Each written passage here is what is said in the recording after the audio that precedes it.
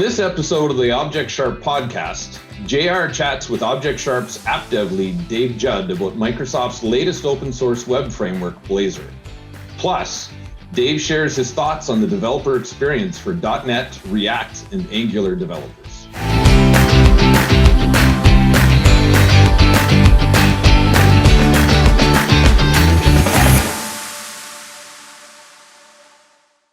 Welcome to the ObjectSharp Podcast. This time we have Dave Judd in the hot seat. Welcome, Dave. Hello. Talking all about Blazor today.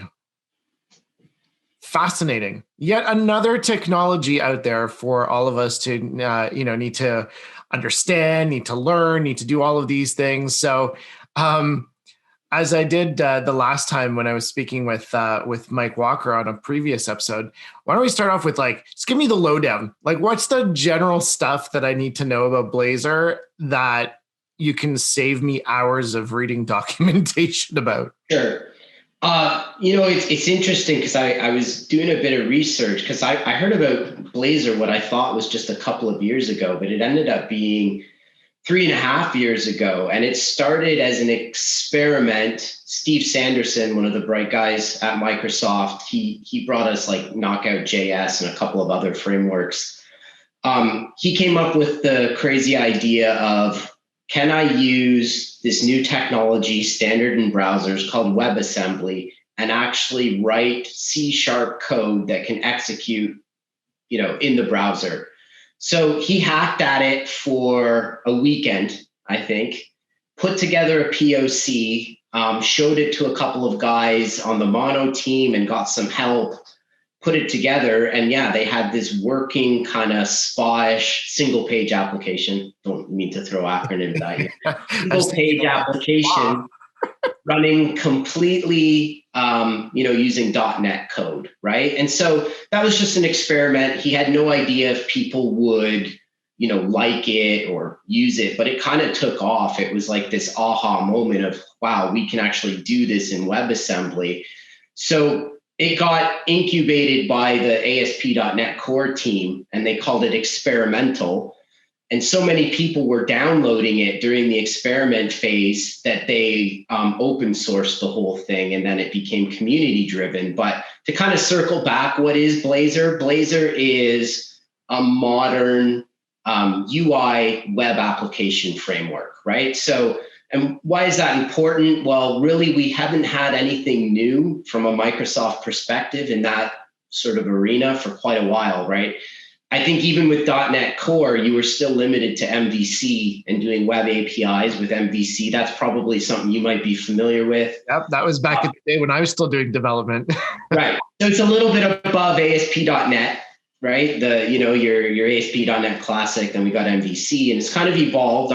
It's not a bad tech or anything, but it's server side, completely 100%. So you're posting requests to a server, you do some stuff, you do model binding, and you ship back, a full page response, right? So what happened over the years is that single page application frameworks came out, and they've been dominated by JavaScript and TypeScript, right? So React, Angular, and Microsoft didn't really have a good answer to those problems. So they embraced, how do we work really well with .NET and TypeScript, and it was fundamentally an API strategy. We'll do your .NET thing on the API side, make it really fast, but all the front end stuff is a completely new stack, new build tools, right?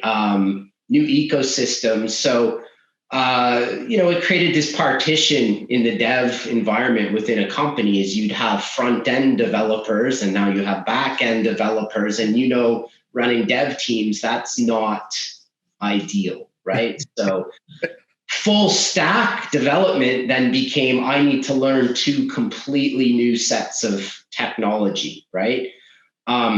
The fundamental parts of the framework are still standards driven. So it's HTML is our presentation and our layout, and CSS is what's making it pretty. But all the logic now, what Blazor allowed us to do is write all the logic in C# and in .NET and use one build system It allows us to share code between the client and the server, right? So, because it's one language, one ecosystem. And yeah, it's become a pretty productive tool, right? So if we kind of fast forward now through, what Steve Sanderson initially built to what we have today, they found out pretty quickly WebAssembly in the early days, so about a year and a half ago, wasn't ready for prime time, but they came up with this really smart component architecture, which Blazor is built upon. So everything on your page is a component. You're comprising your application as a series of reusable components, right? And that's what React did. And then what they did is they abstracted out the rendering of those components to, different technologies. So one is WebAssembly that runs natively in your browser as envisioned by Steve Sanderson. And the second is called Blazor server-side rendering, which uses SignalR, another tech, to trap the changes in the browser, like you clicking, that event gets sent back to the server. Those components are re-rendered, and it only sends back the delta, the difference in the state. So it's a really quick trip, and it allows you to scale out pretty well because you can take advantage of the cloud to do all your rendering. So yeah, it's really neat because you use the same programming model to target both kind of native mobile, not native, but more close to the browser type single page applications, and you can do server-side rendering applications at the same time. But same framework, same tech. That's awesome, because one of the reasons, and I mean, it sounds bad to admit this out here in public, but one of the reasons why I got out of development was I was that back-end developer, right? And as soon as all of this stuff started going on the front end, building UIs, and so I'm like, oh my gosh, there's so much to learn. And then every other week or every other month, there was a new framework to learn and stuff like. And I'm just I can't, right? I was your traditional back-end developer. Give me C#, give me all of these things, amazing. And then all of these newer techs were coming out, and I couldn't keep up. So it's awesome to hear that now it's kind of coming back, and maybe I will be able to come back to development. Yeah, that was the one thing. What kind of prompted me to talk to you about this today is that I'm very comfortable with React and Angular, and I do think they have their place. Like they're good frameworks. I'm not here to knock them, but working with Blazor now on two, 3 different commercial projects, I feel very at home and comfortable again. Like there's something nice about using a single package manager. For example, I can use NuGet. I trust NuGet. I know the packages up there are usually pretty high quality, right?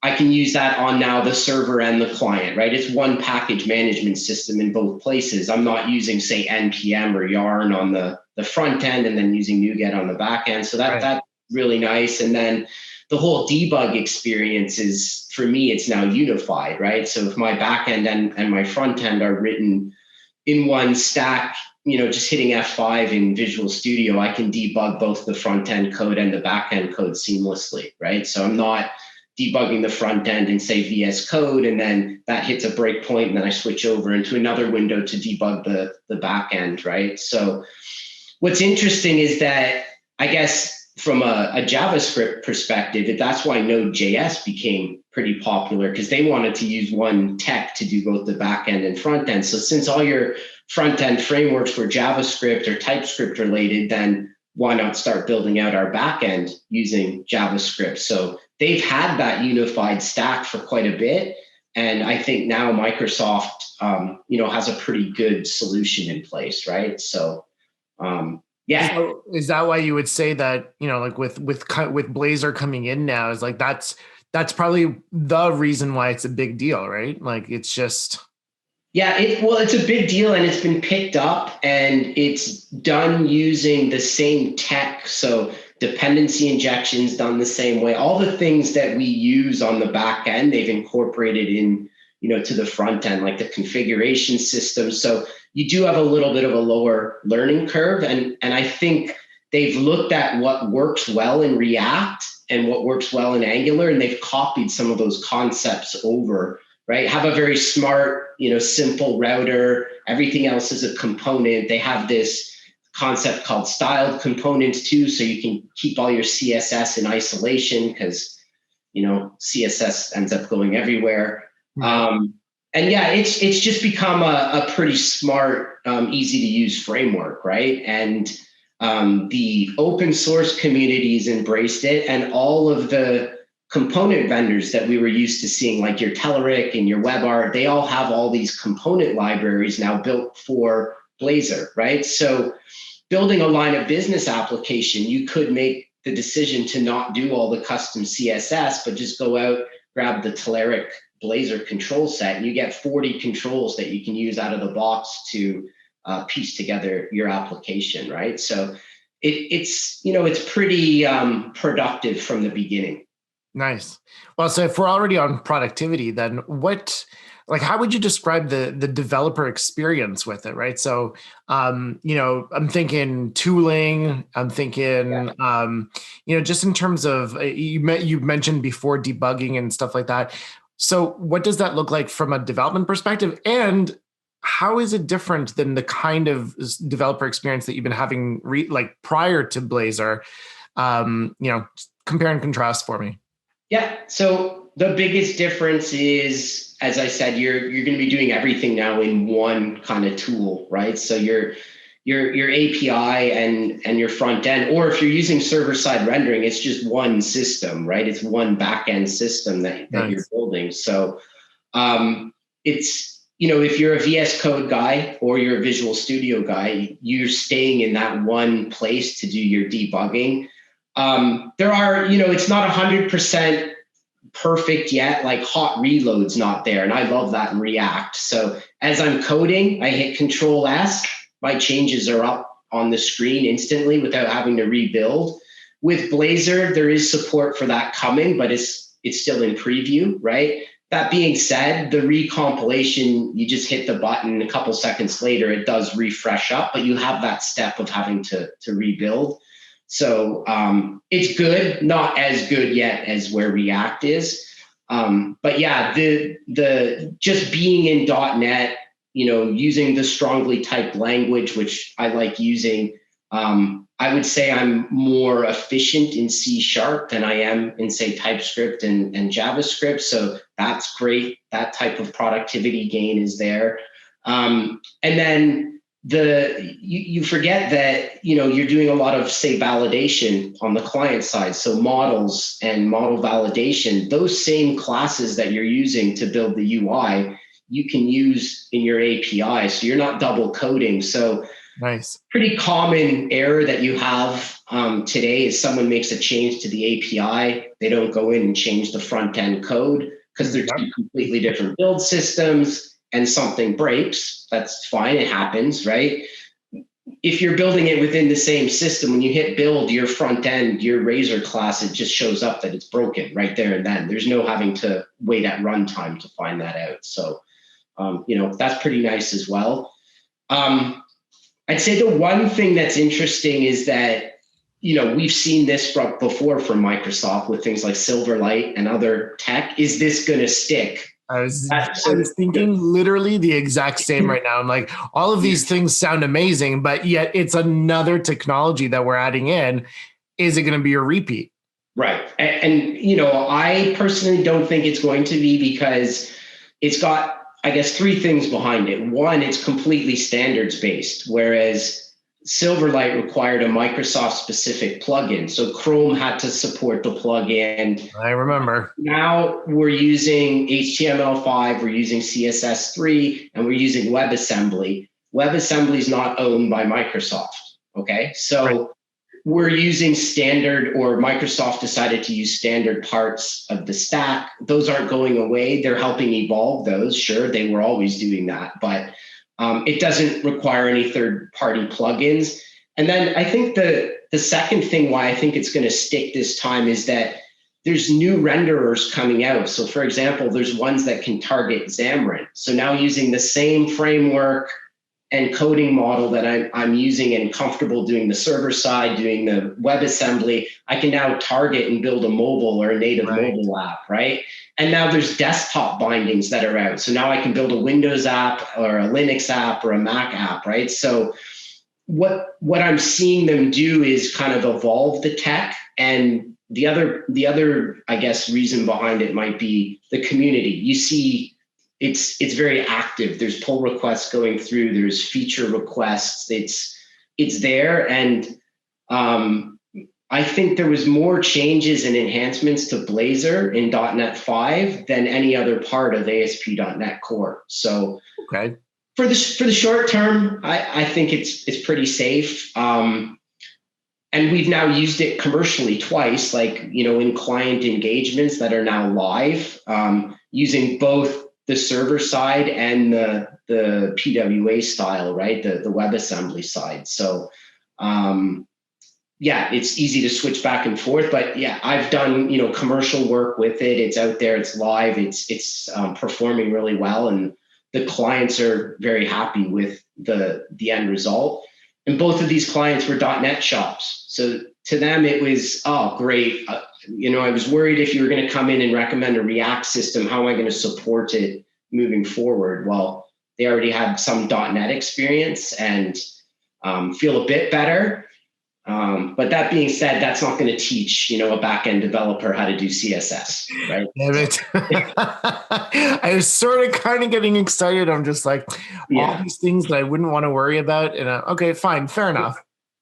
Yeah. Fair enough. It's not going to teach you, how should I lay out my page using Flexbox? Or if I need my page to be reactive so it's wide, on a big screen, big 4K monitor, but then how's it going to look on my narrow phone, right? Like that sort of stuff, like that's what being a front-end developer is, understanding the CSS, but, not having to do the logic, the binding and the logic and all that, that's very familiar to the .NET people. So, what I've done on the projects is I've had kind of the .NET backend guys go as far as writing all the handlers and the logic and, making calls to the repository and the database. And then myself or another front-end developer will go in and do some of the HTML and the CSS for them, right? Help out that way. But there's no magic there in terms of it doesn't. I mean, I guess, JR, if you look at it this way, if you stick to Bootstrap, there's two ways it can come out. It can come with like a material design kind of view. You can go that route, or you could stick to Bootstrap and then it'll look like every other site that's using Bootstrap. Or you can start looking at, like I said, the third-party control libraries that are coming out, and there's tons of them. There's open source ones, there's commercial ones. So maybe you're not spending as much time doing all the layout of everything because you're following the way that those component libraries are telling you to lay the components out. So yeah, maybe you don't need to be a CSS wizard to build, say, a line of business app, but depends who's giving you the design. Let's go with that. Yeah. And like we work, you and I both work with someone who's very specific about his CSSs, right? So yeah, and his design, right? So love you, Al, if you're listening. Now, as you're talking, I'm thinking to myself, I'm like, okay, so a lot of this is going to sound like it's a lot of familiarity, a lot of that. Awesome. So what is the ramp up? Like what does that look like for a developer? Both, let's say from a .NET developer like me, what's the ramp up? And then maybe, like you were mentioning, like the front end developers, the React folks, all that kind of stuff. What does that journey look like for, if that's what you're working with today to start working with Blazor? Right. So I guess your starting point is going to be understanding what they call the application programming model. So how is my application kind of bootstrapped, right? How does configuration plug into it? How do I set up reusable services? So it's kind of got a good familiarity with, an ASP.NET web API. And I think they did that on purpose because that's kind of who they're targeting. So, or MVC in that case, right? But then it's wrapping your head around, well, what is an application? Okay, an application is a series of pages. Each page has a route. That's how I hit that, right? So it's kind of understanding the fundamental structure of what a Blazor app is, and when do I start splitting that page into components, right? Do I just wait until it's very, very long and then I componentize it? Or, I guess kind of understanding the patterns around what makes sense to be a good component. It's something that I'm reusing all over the place, something that I don't want to have to style over and over again. Right. And then there's all the things with developing an app. So how do I do my state management? Okay, so someone clicks a button and a counter is going off. Am I storing that in memory? Am I storing that to a database, right?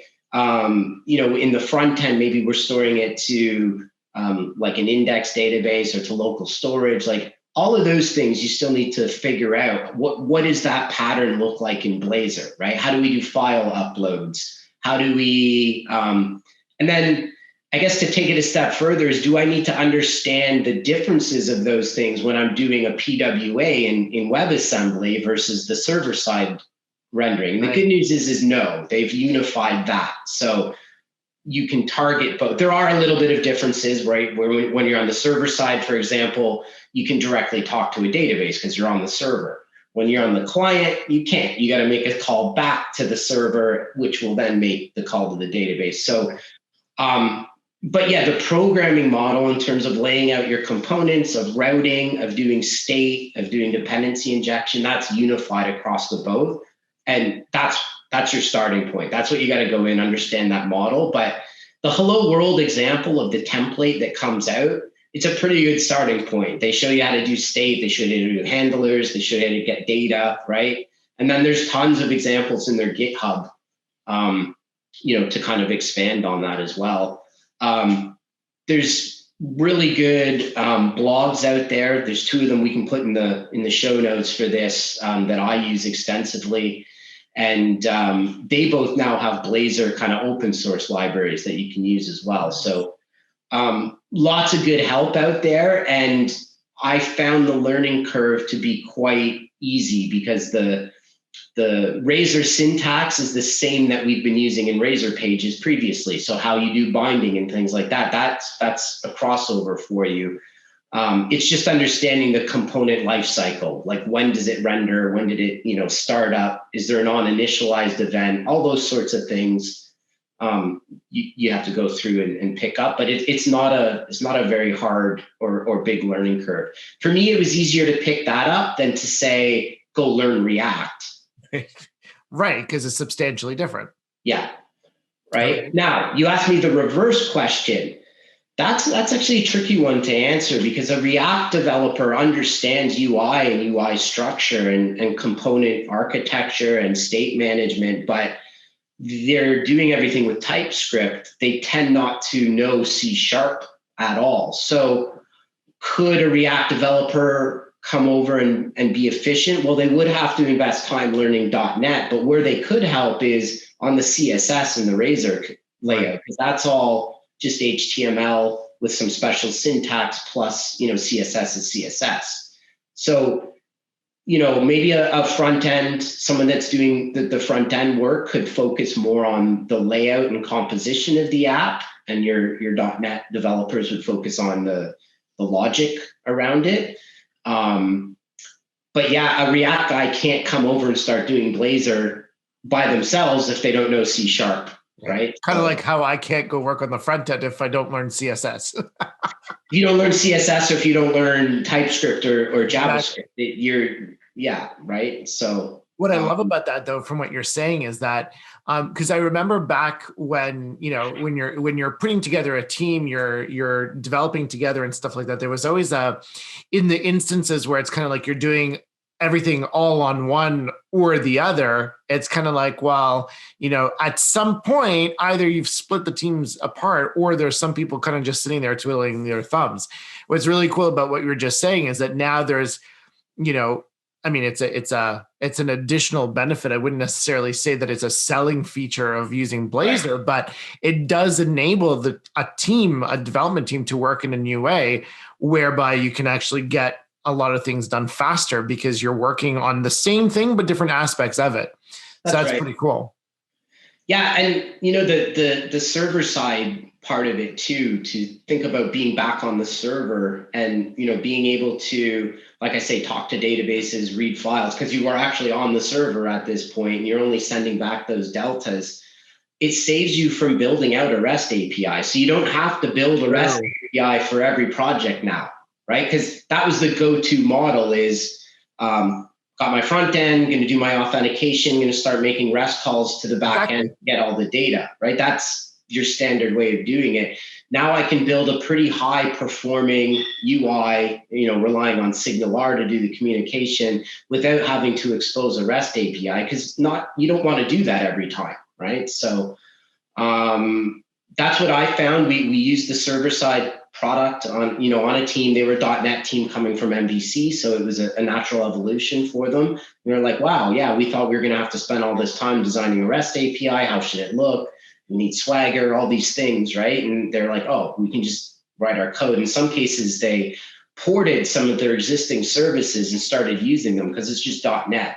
Right. And that's awesome. Yeah, I guess, I never talked about that, is that shops that have their business logic already in assemblies that they're using across apps, they can just plug into Blazor and start using, right? That's another thing you can't do with say, React on the front end. Unless you have your business logic written in JavaScript or something like that. But, in the .NET shops, they tend to have a lot of assemblies already written that have their logic encapsulated. What nicer way to start using it than to just inject it in through a package manager and just start using it, right? So, that was an added benefit as well. I want to ask you about, earlier you had mentioned the two modes, right? The PWA, the server side and stuff like that. Question number one is, what's the difference? I mean, you mentioned one runs client side, one runs server side, but what else? And then also I was wondering, as you were talking about it, like you mentioned, it's easy to switch back and forth, but what does that actually look like to switch back and forth? Right. So technically it's easy to switch back and forth, but once you go down a path, so Blazor will work. Blazor is Blazor, but your service layer will look a little bit different in one versus the other. So the way that we structure our Blazor apps right now is there's the concept of services. Services job is to go get data, do some business logic, right? So the interface to that service will remain consistent. So when we're writing our UI, we are injecting we write our UI to that interface, not the implementation. This is a little bit technical, but this is how you do it. So you're using this concept called dependency injection. Right. And the UI will work the same on the client and the server as long as you use those interfaces. The difference would be the implementation. So on the server side, for example, I can go to the database directly. I've talked about that. So it would go and get the data and then just return it. So that would be kind of a SQL implementation of the service. Whereas in the PWA, well, it's probably going to be making a REST call to go get the data. So it would have its own implementation of that service. But the fundamental UI technology is the same, right? Okay. How you're going and getting your data is different. Now, you asked me why you'd use one versus the other. So a couple of cases for the server side. So server side, I find is a little bit easier to get up and running and going.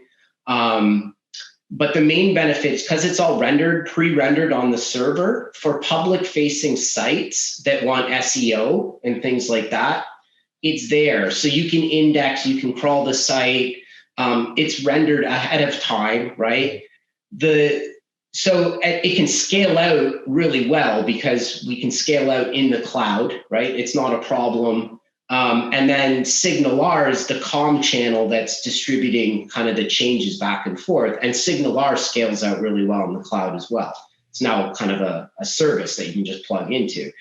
The downside of it is it requires a constant internet connection, because when I click the button in the browser, it's transmitting an event back to the server. And then I got it. So it's chatty, right? It's very small and optimized. So it's not a lot of data, but it's consistent data. Every time a mouse over event, every time I click, everything in his event that's trapped and transferred over the network, computed and then returned. So that's the downside. So then that brings me to the PWA mode is, let's say you want to build an app that has offline support, right? So it's an app on a phone that you install to the home screen, or it's an app that you spin up in the browser and use, kind of like Trello. It just works offline, whether you're connected or not. Next time you're connected, it syncs the changes up. Yep. If you need offline support, if you have background processing going on, then you're going to use the WebAssembly mode.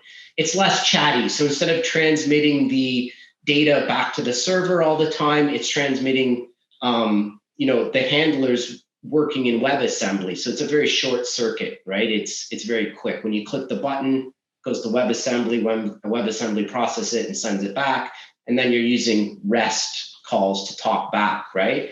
But if you build your PWA code properly using like local storage and things like that, then yeah, it can totally work offline, right? So you're capturing changes, you save them locally, and when it comes back online, it pushes the data back to the server. So does it handle all of that on its own, or that's something that you kind of like as part of the framework, or is that something that you have to go in there and manually do yourself? You have to manually do that yourself. There's no sync service. There are a few out there that you can use, but that's not part of the Blazor ecosystem. There's some third-party ones that do it.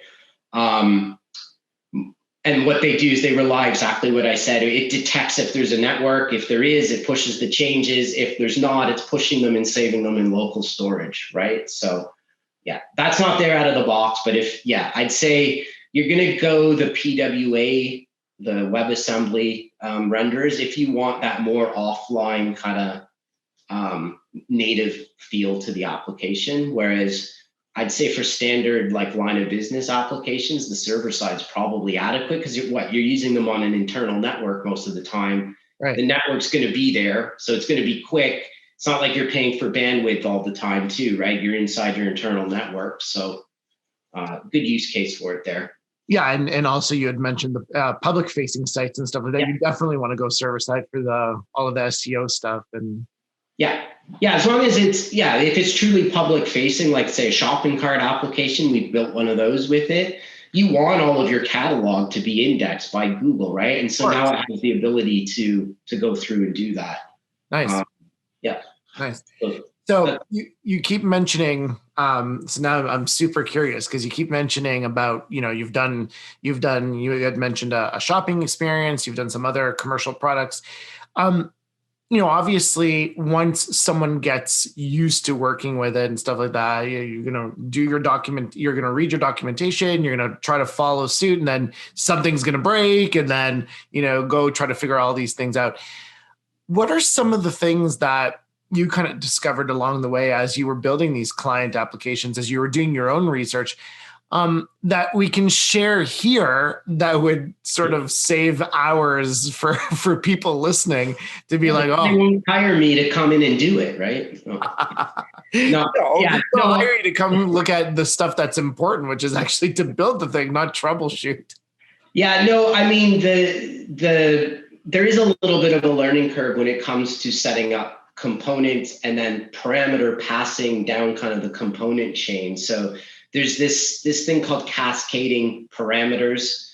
Wrapping your head around that was not easy the first time, right? So I can actually define a set of parameters at the top inside this, call it, frame or whatever, and they cascade down to any of the components inside. So I don't have to continually pass data between. Right. So that concept to me, it took me a while. Now that I've learned it and see why it's beneficial, it's kind of like the first thing that I go and set up, right? So how do we minimize the amount of data we're passing?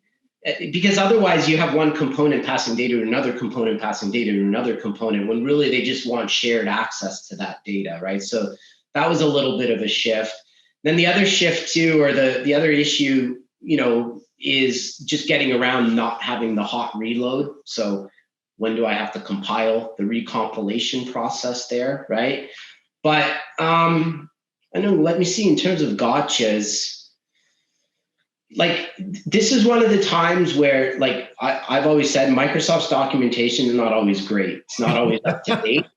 This might be because Blazor is still relatively new, but the documentation actually is really quite good, right?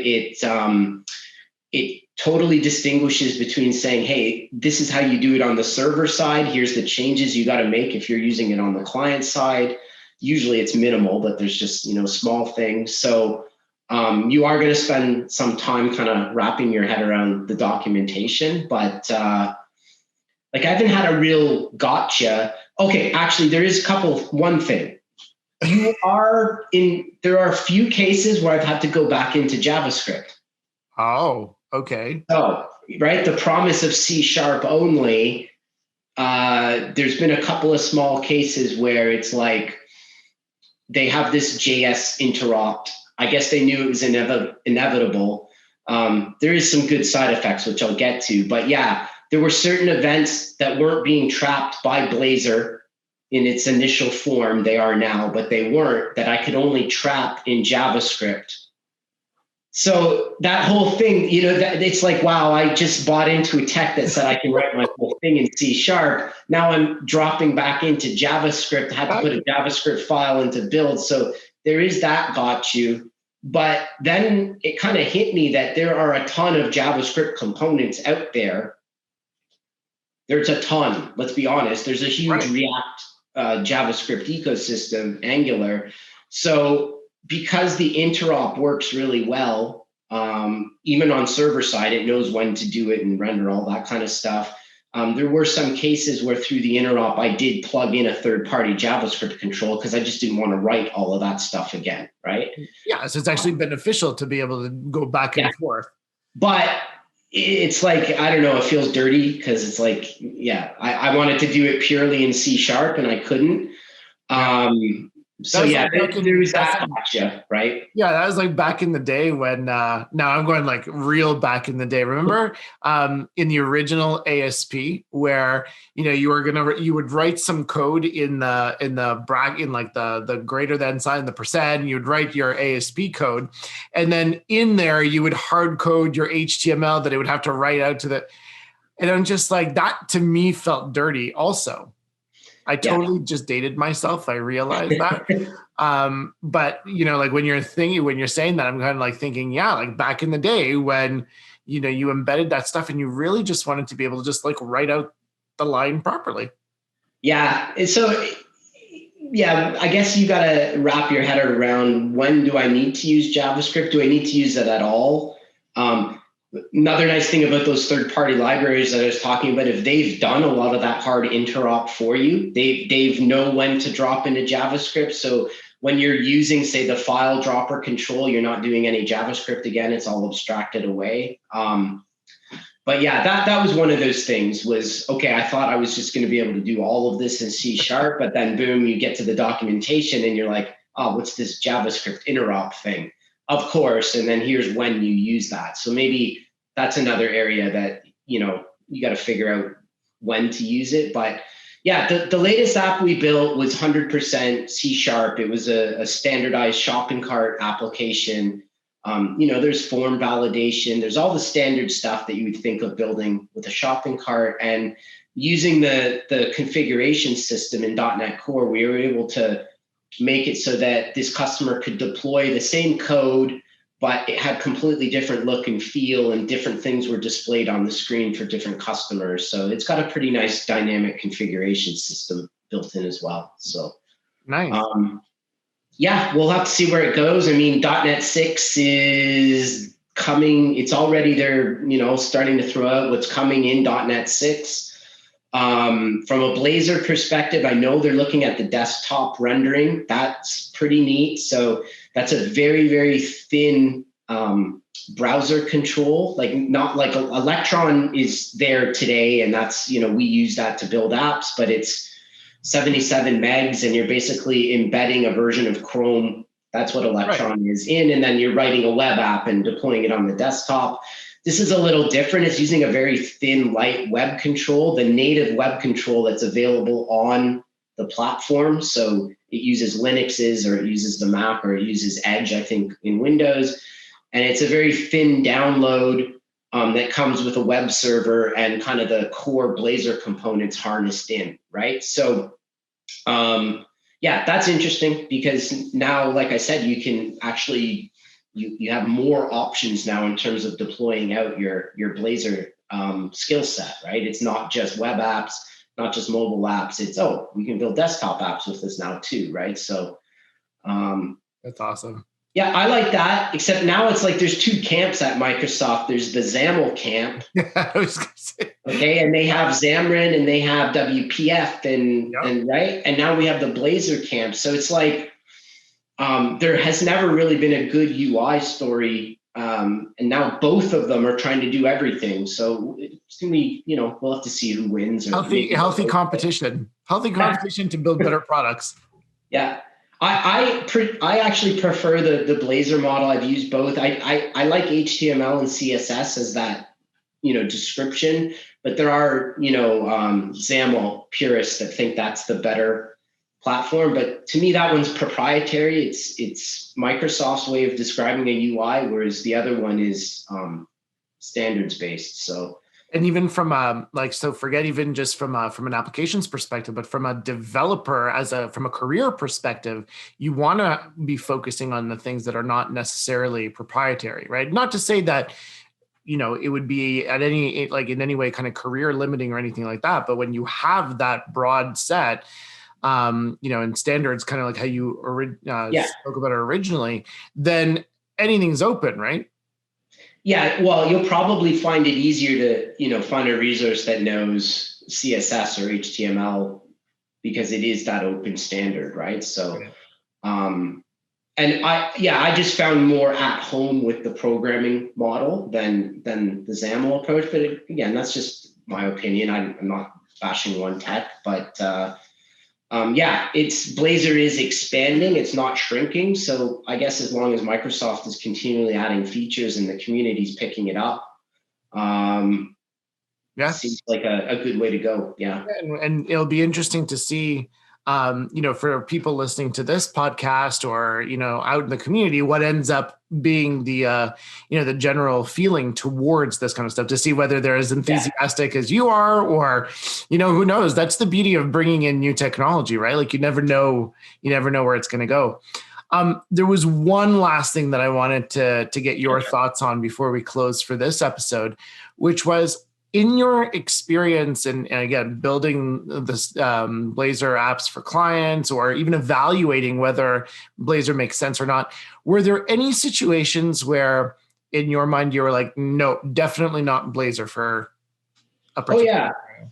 Yeah. So I would say that a company that already has an established front-end practice with React and Angular, and they have that stack, so their build pipelines are already set up to use Gulp and all the JavaScript things that, like, if you have that, there's no compelling reason to shift back to doing everything in .NET. Like, some people think JavaScript's evil. I'm not one of those. I just think C#. I just personally like strongly typed language better. You and me both. TypeScript kind of blurs that line. But yeah, if you already have that kind of established pattern, maybe you already have tons of components built in your company, then yeah, it might not make sense. Like we just did that with a gig, and we kind of said, look, you guys know what you're doing on this side. You're comfortable there. Why don't we focus our energy on making your API layer a little bit more efficient, a little bit more modern? So we modernized the API kind of side of it. And, we could have introduced Blazor, but it was like, you already have a well-established UI and a practice around it. So I'd say in those cases, probably doesn't make sense. But a really good place, kind of flipping your question on the side, like, do you have an aging MVC or ASP.NET application? Now you actually have a viable reason or option to stay on .NET, whereas kind of a couple of years ago, what you were looking at was building a React or Angular replacement for it, right? Or just sticking with MVC, because MVC's kind of evolved along the way. But if you wanted that true spa-like experience, then you were kind of forced to go that way. But now you have a modernization option on the .NET side, right? So that's awesome, because actually I remember being a scrum master for a dev team where, we were having these conversations back and forth, and ultimately the decision was to stick to the old stuff, MVC and whatever, because it was there and it was working and there was no compelling case to modernize it. Right. Because there was no option other than rewriting it. Right. So I suspect that now, with this being a possibility, that if we were to replay that conversation with the team having that, deliberating whether they modernize or they don't, I suspect that now it would be a different discussion. Yeah. And it's not it's not like a one-shot thing, because MVC can still, assuming you can upgrade your aging MVC app to at least the new version of MVC, so .NET Core MVC, then you can run Blazor server side and your MVC app side by side. So some of the newer features and newer pages, they'd hop into a Blazor experience. And then when you click on certain links, they would just go back to the traditional MVC page. So you're hopping in and out, but it's one, right? So you can kind of slowly evolve the app instead of having to do a rewrite all in one shot. Awesome. It's great to have that option. Yeah. Like often, all too often, you have to pick one or the other. Mm-hmm. So that's pretty cool. All right. Well, I think I think we've covered it all. We've covered it from the beginning, like in a whole wide circle, looking at it from both the technology perspective, from the developer perspective, from the business case perspective. So thank you so much for sharing all of that with us, Dave. I suspect that this will not be the last conversation that we have about Blazor here on the podcast. So as it, continues to grow and evolve, and maybe when, like you said, when .NET 6 comes out, we'll see what happens. We'll do a follow-up conversation and see what's new and exciting. Sounds good. Awesome. Thanks for having me. Much. This podcast is brought to you by ObjectSharp. Whether migrating workloads to Azure or building net new cloud-native solutions leveraging the power of PaaS, serverless, .NET, or the Power Platform, or implementing DevOps and Agile practices within teams or across the entire organization, ObjectSharp has been helping companies with their digital transformations for over 20 years. Learn more at ObjectSharp.com or connect on LinkedIn, Twitter, or Facebook. ObjectSharp is a Central Logic company.